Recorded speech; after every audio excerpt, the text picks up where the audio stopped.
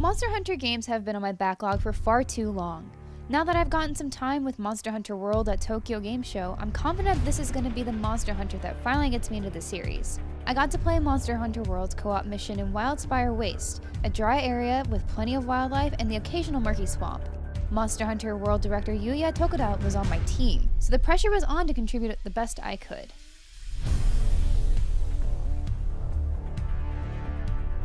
My allies were clearly marked on the map, but I opted to follow the trusty scout flies to guide me toward the team members closest to our prey. On the way there, I had to resist the urge to collect everything the scout flies found for me, but when I reached Tokuda and our target, it was easy to focus on the fight.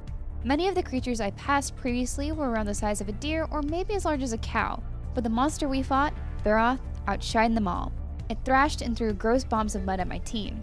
Just as it looked like it was getting ready to go down, the dune beneath us surprisingly caved in and Baroth fell. I struggled to keep on the higher ground, but my team and I were forced to descend into the pit.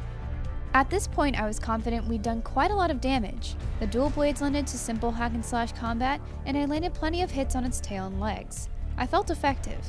But down in the pit, we found a greater monster that wasn't pleased with any of us being in its domain. The beast rose and targeted Baroth.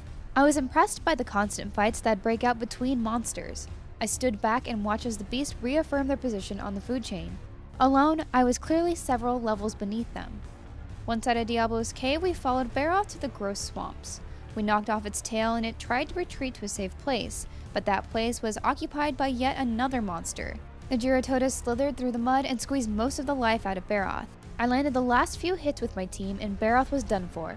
I carved some extra pieces off Baroth before we were ejected from the quest. I felt bad, but finally defeating our prey was incredibly satisfying. I then got to play the same mission once more. I decided it was time to change my weapon, though I did like the dual blades well enough. I wanted to try something that had really challenged me in combat, so I decided to give the hunting horn a try. As a heavy weapon, I had to adjust for the time it took to draw it and figure out the new strategy behind it. I also had the responsibility of giving my teammates buffs that were conjured based on my attack patterns. The hunting horn is literally a horn, so each of my 3 attacks would play a different note. I'd love that in order to make the best use of my weapon, I had to effectively memorize different songs and activate them with one final swing to give myself and my teammates buffs. When the quest was over, I put down the controller feeling like I had learned a lot. Promptly after leaving my demo, I messaged a few of my friends. They're gonna be in my party, I'm gonna give them some buffs, and we're certainly gonna slave some beasts.